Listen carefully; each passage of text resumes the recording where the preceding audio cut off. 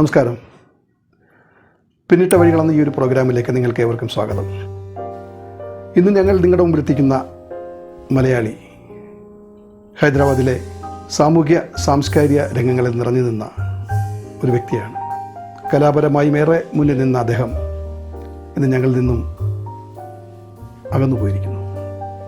മരണമെന്ന സ്നേഹിതൻ അദ്ദേഹത്തെ കൂട്ടുവാൻ വന്നപ്പോൾ ഒരു യാത്ര പോലും പറയാതെ തിരിച്ചു വരാത്ത ലോകത്തേക്ക് പോയി മറിഞ്ഞ ആ പ്രിയ സുഹൃത്തിന് വേണ്ടി അദ്ദേഹം പറഞ്ഞു വെച്ചത് ഞങ്ങൾ നിങ്ങളിലേക്ക് എത്തിക്കുന്നു.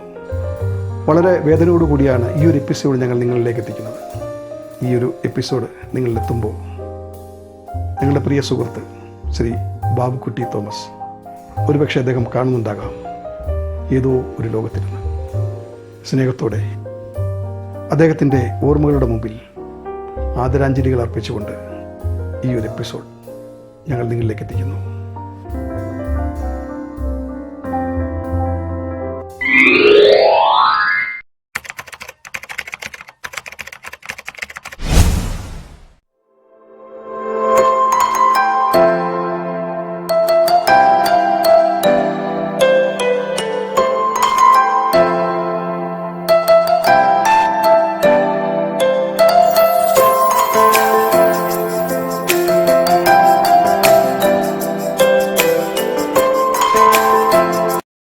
സുഹൃത്തുക്കളെ, ശ്രീമാൻ ബാബുക്കുട്ടി തോമസിന്റെ അകാല നിര്യാണം ഇതിനകം ഏവരും അറിഞ്ഞിരിക്കുന്നുണ്ട്.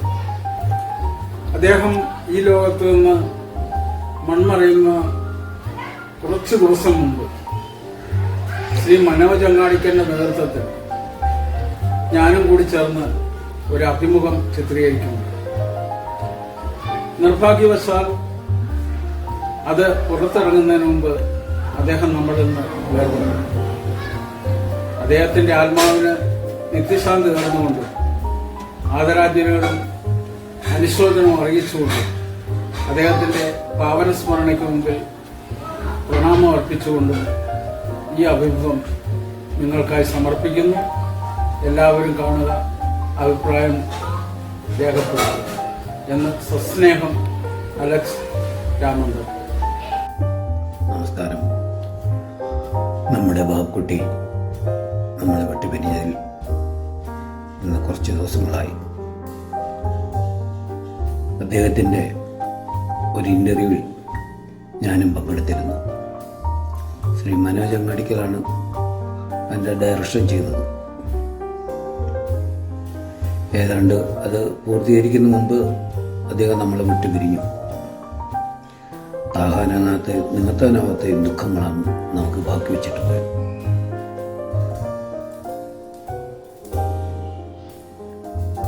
കൂടുതൽ പറയാൻ മനസ്സ് അനുവദിക്കുന്നില്ല.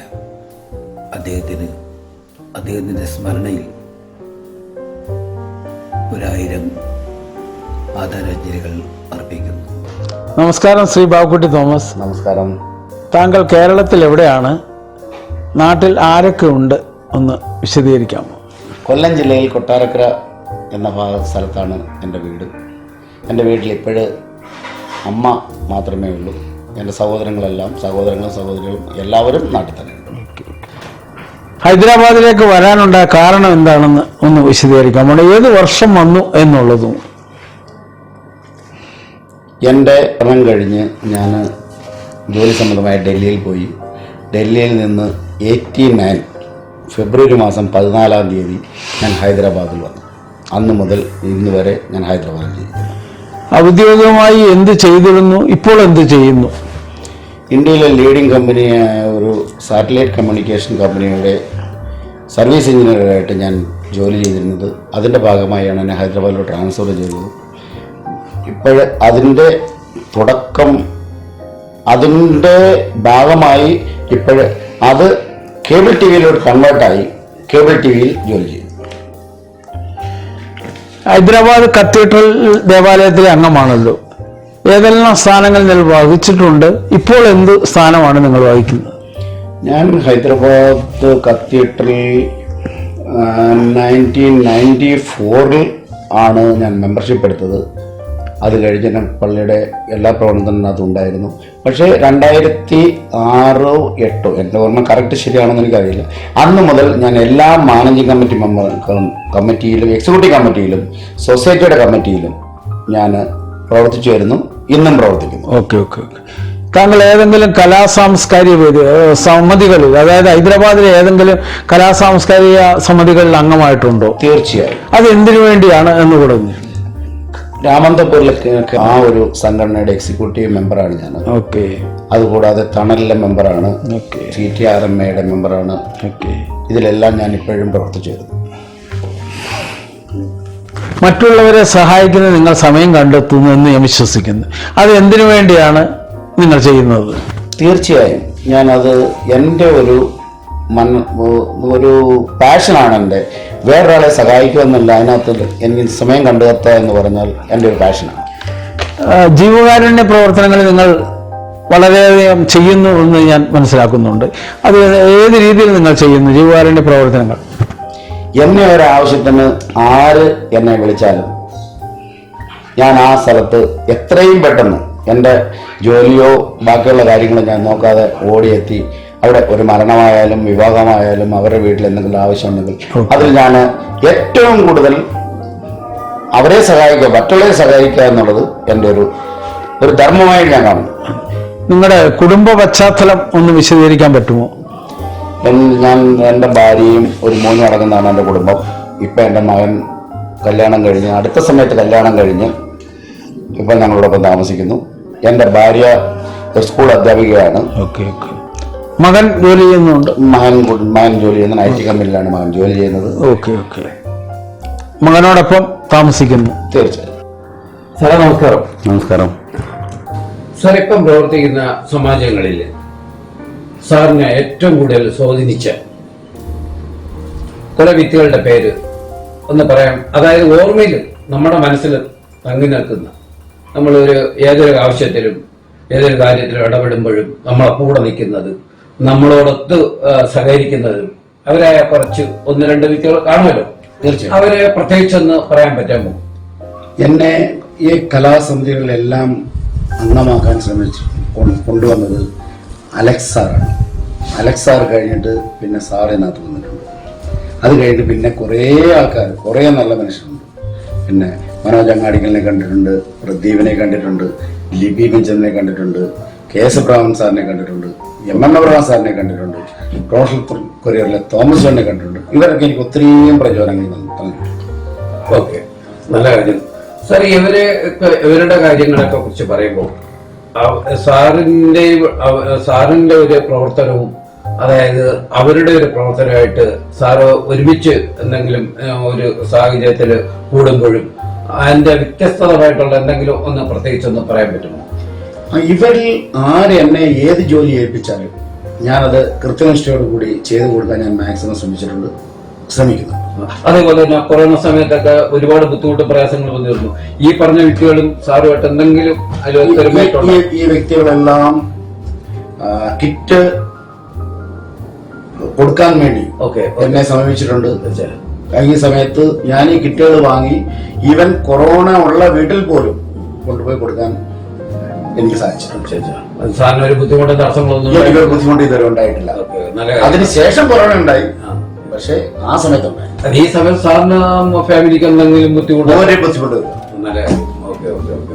അല്ല, സാറിന്റെ ഫാമിലിയെ കുറിച്ച് നേരത്തെ അല്ല സാർ ചോദിച്ചിരുന്നു, ഞാനും ഒന്നുകൂടെ ഒന്ന് വിശദീകരിക്കാമോ? അത് ഒരു വലിയൊരു സിനിമ കഥയാണ്. എന്റെ ജോലി സംബന്ധമായാണ് ഞാൻ എന്റെ വൈഫിനെ ആദ്യമായിട്ട് കണ്ടത് 86-ലാണ്.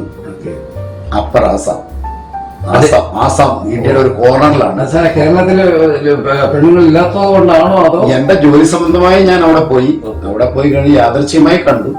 അന്ന് ഈ പെൺകുട്ടി ഡിഗ്രി ഫസ്റ്റ് ഇയർ പഠിച്ചുകൊണ്ടിരിക്കുകയായിരുന്നു. എനിക്കിഷ്ടമായി. അതേപോലെ സാറിന്റെ മകന്റെ മാരേജും മറ്റൊരു സ്റ്റേറ്റിൽ നിന്നാണെന്ന് ഞാൻ അറിഞ്ഞു. ഞാൻ വന്നിരുന്നു, അതല്ല ഞാൻ വന്നിരുന്നതാണ്, ഇടപെട്ടിട്ടുള്ളതാണ്. അത് ഇതുപോലെയാണല്ലോ സാർ സംഭവിച്ചിരിക്കുന്നത്? തീർച്ചയായും. അത് എൻ്റെ ഒരു വലിയ ഞാൻ ചെയ്ത പ്രവൃത്തി കിട്ടിയ പ്രതിഫലമായിട്ടാണ് ഞാൻ എന്നെ കാണുന്നത്. അന്ന് ഞങ്ങളുടെ പള്ളിയിൽ ഒരു റമ്പാച്ചൻ ഇവിടെ വരാനും റംബാച്ചൻ മുഖാന്തരം ഈ കല്യാണം ആലോചിക്കാനും UP ആഗ്ര എന്ന സ്ഥലത്താണ് ഈ പെൺകുട്ടി ഉള്ളത്. അവിടുന്നാണ് ഞങ്ങൾ കല്യാണം ആലോചിച്ചത്. കല്യാണം ആലോചിച്ചു. അത് കഴിഞ്ഞ സെപ്റ്റംബർ മാസം 10-ാം തീയതി ഞങ്ങൾ കല്യാണം നടത്തി. ഇപ്പോൾ സുഖമായിട്ട് അവരിൽ താമസിക്കും. സാറ് ലാസ്റ്റ് ഒരു ക്വസ്റ്റ്യൻ കൂടെ ചോദിച്ചോട്ടെ.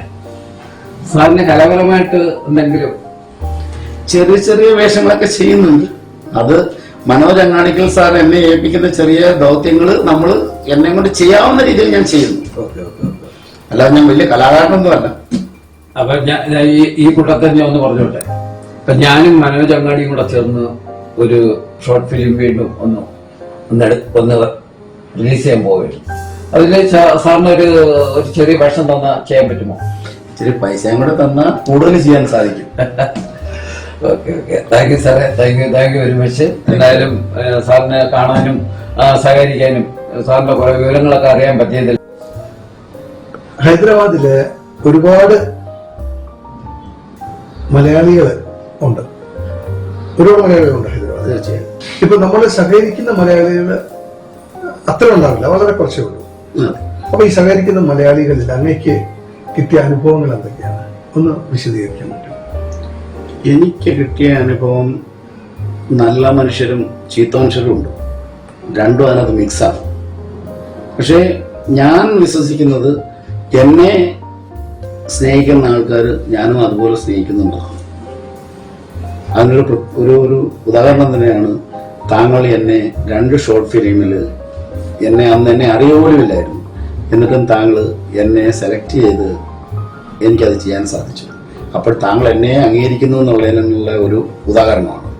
അല്ല, എന്നെ സംബന്ധിച്ചിടത്തോളം ഒരു മലയാളി അതാരും ആയിക്കോട്ടെ, അവർക്ക് കലാപരമായിട്ട് എന്തെങ്കിലും ഒരു ചെറിയ ഒരു ആഗ്രഹം ഉണ്ടെങ്കിൽ അത് സാധിച്ചു കൊടുക്കാൻ എനിക്ക് ഭയങ്കര ഇഷ്ടമാണ്. അത് ഞാൻ അക്സെപ്റ്റ് ചെയ്തു. നമുക്കൊക്കെ ഒരുപാട് അനുഭവമുള്ള ആൾക്കാരാണ് പ്രവാസി മലയാളികൾക്ക്. ഒരുപാട് അനുഭവം അങ്ങേക്കുണ്ടാവും. എന്നേക്കാൾ കൂടുതൽ അനുഭവം ഒരു പക്ഷെ അങ്ങേക്കുണ്ടാവും. തീർച്ചയായും. അനുഭവത്തിൽ കൂടി പഠിച്ച പാഠങ്ങൾ എന്തൊക്കെയാണ്? ഞാൻ എൻ്റെ ജോലി സംബന്ധമായി ഞാൻ ചുറ്റാത്ത നാടുകളില്ല, പോകാത്ത സ്ഥലങ്ങളില്ല. ഞാൻ എല്ലാ സ്ഥലത്ത് കണ്ടതിനേക്കാളും ഏറ്റവും കൂടുതൽ സ്നേഹിക്കുന്നതും വിശ്വസിക്കാൻ പറ്റുന്നതും ഹൈദരാബാദ് മലയാളം. കൂടുതൽ ചതിക്കുന്നവരും ഒരുപക്ഷെ അത് തീർച്ചയായും ഉണ്ടാവുമല്ലോ. അതിന് അവരെ നമ്മൾ ഇഗ്നോർ ചെയ്യാന്ന് മാത്രമേ ഉള്ളൂ. അത്രേ ഉള്ളൂ. അപ്പൊ അതില് അങ്ങനെ നമ്മുടെ കൂടെ നിന്ന് നമ്മൾ ഒരുപാട് സ്നേഹിച്ച ആൾക്കാരൊക്കെ ഉണ്ട്. എന്റെ ചരിത്രത്തിൽ ഞാനുണ്ട് ധാരാളം ആൾക്കാർ. അതിന്റെ പേരെടുത്ത് പറയാം. പേര് പറഞ്ഞു കഴിഞ്ഞാൽ പിന്നെ എനിക്ക് ഈ ഇന്റർവ്യൂ തന്നെ കംപ്ലീറ്റ് ആവത്തില്ല. അല്ല, അത് പേരെടുത്ത് പറയണ്ട. കാരണം നമ്മുടെയൊക്കെ അനുഭവം അങ്ങനെയാണ്. ഒരുപാട് ആൾക്കാർ നമ്മളെ ചേട്ട, അണ്ണ എന്നൊക്കെ പറഞ്ഞ് നമ്മുടെ കൂടെ പോകും. തീർച്ചയായും. പക്ഷെ കാര്യങ്ങളോട് ചേർന്ന് നിൽക്കുമ്പോൾ അവരൊക്കെ പിന്മാറുന്നവർ മാറിയിട്ടുണ്ട്. അലക്സ് സാറും രഘുവേട്ടനും നിങ്ങൾ കുറച്ച് പേരുള്ള തമ്മിലുള്ള ഒരു സ്നേഹബന്ധം അതെങ്ങനെയാണ്? ആ സ്നേഹബന്ധം എന്തുകൊണ്ട് നിലനിൽക്കുന്നതെന്ന് ചോദിച്ചാൽ ഞങ്ങൾ അങ്ങോട്ടും ഇങ്ങോട്ടും ഒന്നും ആഗ്രഹിക്കുന്നു. അതാണ് എൻ്റെ വ്യക്തിപരമായ ഞാൻ വിശ്വസിക്കുന്ന അതാണ്. എന്തെങ്കിലും ആഗ്രഹിച്ചാൽ മാത്രമേ ഉള്ളൂ ആ വ്യക്തിബന്ധമായിട്ടുള്ള തകരത്തുള്ളൂ. തീർച്ചയായും. അങ്ങനെ ഞാൻ അവരിൽ നിന്നോ അവരെന്നിൽ നിന്നോ ഒന്നും പ്രതീക്ഷിക്കുന്നില്ല. ഇല്ല. ഇപ്പൊ അലക്സ് സാർ കുറച്ച് ചോദ്യങ്ങൾ ചോദിച്ചു, രഘുവേട്ടൻ ചോദിച്ചു.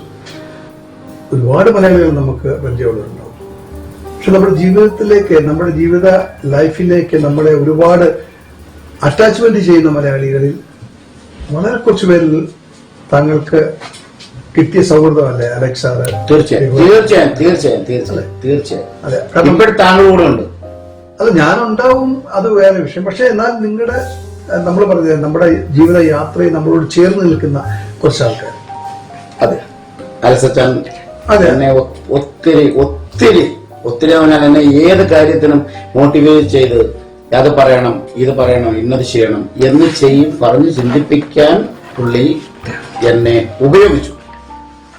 നമ്മുടെ ജീവിതത്തിലേക്ക് ഒരുപാട് നല്ല കാര്യങ്ങൾക്ക് ചെയ്യാൻ വേണ്ടി നമ്മൾ അല്ലേ? അതിൽ ഏറ്റവും പ്രധാനമായിട്ട് എന്റെ വീട്ടിൽ എന്തെങ്കിലൊരു പേഴ്സണൽ പ്രശ്നം ഉണ്ടായാൽ തന്നെയും പേഴ്സണൽ ആവശ്യം ഉണ്ടായാൽ തന്നെയും ഏറ്റവും ഓടി എത്തുന്നത് ഈ 2 പേരാണ്, രഘു സാറും അലക്സ് സാറും. അവരെ എനിക്ക് കാരണം ഞങ്ങൾ തമ്മിലുള്ള ആത്മബന്ധം എന്തുവാണെന്ന് എനിക്കറിയില്ല. ഒരു നല്ലൊരു ബന്ധം. നന്മകൾ ചെയ്യാൻ വേണ്ടിയിട്ട് അങ്ങ് കാണിക്കുന്ന ഒരു മനസ്സ്, പാവപ്പെട്ടവരെ സഹായിക്കാൻ വേണ്ടിയിട്ട് ഇനി മുമ്പോട്ടും അങ്ങനെ തന്നെ പോകും. തീർച്ചയായും എനിക്ക് എൻ്റെ ജീവനുള്ള കാലത്തോളം വേറൊരാളെ സഹായിക്കുക എന്ന് പറഞ്ഞാൽ അതൊരു പുണ്യപ്രവൃത്തിയാണ്. വേറൊരാളുടെ ആവശ്യങ്ങളിൽ നമ്മൾ ഉപകരിക്കുക എന്ന് പറഞ്ഞാൽ അതിൽ നിന്നും വേറെ അതിൽ കിട്ടുന്ന ഒരു ഒരു ഒരു ഒരു എന്താണ് അത് പറയണമെന്ന് എനിക്കറിയില്ല. അവരിൽ നിന്ന് കിട്ടുന്ന അവരെ അനുഭവിക്കുന്ന ആ ഒരു ആത്മസംതൃപ്തി, അത് എനിക്ക് ഏറ്റവും നല്ല കാര്യമായിട്ട് ഞാൻ പിന്നിട്ട വഴികൾ എന്ന ഈ ഒരു പ്രോഗ്രാം ഹൈദരാബാദിൽ പല മലയാളികളുടെയും ഇന്റർവ്യൂ നമ്മൾ ചെയ്യാറുണ്ട്. ഇപ്പൊ ഈ പിന്നിട്ട വഴികൾ എന്ന ഈ പ്രോഗ്രാമിൽ അങ്ങേ വന്നതില് അങ്ങയുടെ കാര്യങ്ങൾ ജനങ്ങളെ അറിയിക്കാൻ കഴിഞ്ഞതില്ല ഞങ്ങൾക്ക് ഒരുപാട് സന്തോഷമുണ്ട്. ഞാൻ ഒരുപാട് പിന്നിട്ട വഴികൾ എന്ന് പറയുന്ന പ്രവാസി മലയാളികളുടെ ഒരു പ്രോഗ്രാമാണ്. കാരണം പ്രവാസി മലയാളികൾക്ക് വേണ്ടി മാത്രം നമ്മൾ ചെയ്യുന്ന അവർ ചെയ്യുന്ന നന്മകൾ കലാപരമായിട്ടും സാംസ്കാരിക സാമൂഹിക രംഗങ്ങളുള്ളവരെ മുൻനിരയിൽ കൊണ്ടുവരാനും അതേപോലെ കഷ്ടപ്പെടുന്നവരെ ജനങ്ങളിൽ എത്തിക്കാനും ചെയ്യുന്ന ഒരു പ്രോഗ്രാമാണ്. ഈ ഒരു പ്രോഗ്രാമിൽ അങ്ങ് വന്നതിൽ ഞങ്ങൾക്ക് ഒരുപാട് സന്തോഷമുണ്ട്. ഇനിയും നല്ല നല്ല പ്രവൃത്തികളുമായി അങ്ങ് മുമ്പോട്ട് പോകണം. അങ്ങോടൊപ്പം ഞങ്ങളും ഉണ്ടാകും കൂടെ എന്ന് ആത്മാർത്ഥമായി പ്രാർത്ഥിക്കുന്നു. ഞങ്ങളുടെ ഈ ഒരു പ്രോഗ്രാമിലേക്ക് വന്നതിൽ ഒരുപാട് സന്തോഷം. 24 മണിക്കൂറും ഞാൻ അതിൽ ആരെ വിളിച്ചാലും മുന്നിട്ടിറങ്ങാൻ ഞാൻ തയ്യാറാണ്. നമസ്കാരം. പിന്നിട്ട വഴികൾ എന്ന ഈ ഒരു പ്രോഗ്രാമിലൂടെ മറ്റൊരു അതിഥിയുമായി ഞങ്ങൾ നിങ്ങളിലേക്ക് എത്തും. അതുവരെ നന്ദി, നമസ്കാരം.